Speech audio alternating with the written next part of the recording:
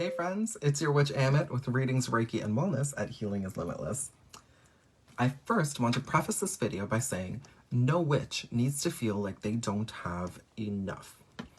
No ritual tool is necessary in the sense that you need to go broke for them. A lot of witches and non-witches alike feel less than because they don't have an entire garden of herbs or a big bookshelf of crystals. Use what you have. Magic isn't about the ingredients, it's about the intention. The only real ingredient you need is you. Most witches I know tend to be absolute hoarders, myself included, but I find that the more stuff you have, the further from and less reliant on your own power you become. Food for thought. Now that that's out of the way, welcome to our final Ritual Tool Thursday. Today we'll be talking about crystals and herbs. So many options, so many to choose from. What do they do? Which one is right for me? How do I use them? Now, I say this all the time, and in my experience, it still holds true. Crystals and herbs are and aren't like modern medicine. They are in the sense where, just like any pill, they affect us all differently. Yes, they kind of have their standard properties, but everyone is different. When it comes to crystals, we all have our own energetic frequency, and so do they. They'll interact with us all differently. Sometimes they'll negate, they'll amplify, or complement our own energies, and in many different ways. Same thing when it comes to herbs.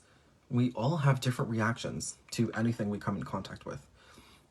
Some may be allergens, while they have no effect on others. It all depends on the person. Now, where they aren't like modern medicine, I find, and this might be a cheap shot at the pharmaceutical industry, is that pharmaceuticals and modern medicine tend to focus on the symptom. Sure, whatever over-the-counter medicine you take might stop your sneezing and cough, but it rarely kills the cold. What I've noticed with crystals and herbs is they like to target and kill the cold. That's why with crystals, for example, you'll be drawn to one that's supposed to do XYZ when you really wanted ABC, because that's what you thought you needed. With both crystals and herbs, it's always better to go with your intuition and let them speak to you. Now, when it comes to crystals, there are so many ways that you can use them, all coming in different shapes and sizes, all of which can find their own unique use. Putting them in a wand, for example, to amplify the energy, keeping them with your deck of cards to clear and empower them, putting them under your pillow for sleep, in your bra so they're close to your heart, in your sock so they ground you. So many uses. I've used them in crystal grids, crystal massage, in spell work and charms. Jewelry is also a really great way to keep them on you, such as bracelets, rings, and necklaces, all of which I've made myself. There's also so many various ways to clear and empower your crystals, such as leaving them in the full moonlight to clear and charge them, smoke clearing them, giving them Reiki to clear and charge them. In some cases water, but keep in mind not all crystals can come into contact with water, like selenite, for example. You can really do anything and everything with crystals. Let your intuition and imagination run wild with them. Like I said, they vibrate at their own energetic frequency.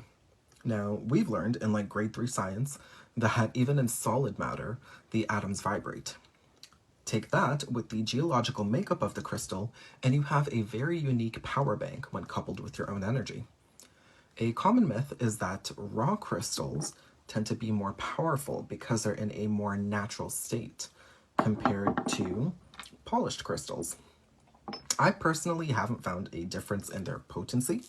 I like the look of raw crystals myself, but the shapes that some of the polished ones come in can serve a purpose, such as a crystal ball or a wand or a tower. Also, there are many man-made crystals, again, which some people think are less powerful, but even those are made from natural elements and carry those energetic properties. Now, when it comes to herbs, there's also a wide variety of uses for many different herbs. Before working with any herb, though, I suggest doing your homework when it comes to some that can be poisonous, as well as some that may give you an allergic reaction. Safety is number one. Speaking to that, there are some you shouldn't be ingesting at all. And even still, make sure the ones you do ingest are chemical-free and safe for ingestion. Herbs can be brewed into teas and potions, infused with salves and oils, baked into bread and cookies. They can also be used in baths. That being said, again, be aware of what is skin and skin safe and what you might be sensitive to. Peppermint, for example, which is used in a multitude of ways, we all love peppermint, can burn like all hell when applied topically to sensitive and delicate areas of the body, all which I unfortunately have had firsthand experience in. So just be careful. Herbs can also be crushed and used to create incense and smoke blends. All the properties of the herbs are used to carry out whatever the purpose of that working is. Spell jars and charms may also contain herbs. Now, crystals and herbs are great tools to have, coming in endless varieties, all with their own specific uses. Each one containing its own spirit that ultimately wants to help you with your growth and your wellness. Now, what are some ways that you use crystals and herbs? What are some of your favorites? Let me know. And as always, thank you again for allowing me to be a part of your wellness in whatever way, shape, or form that may be. And if there are any questions, send them my way and I'll be happy to answer them to the best of my ability. Love and light. Bye, guys.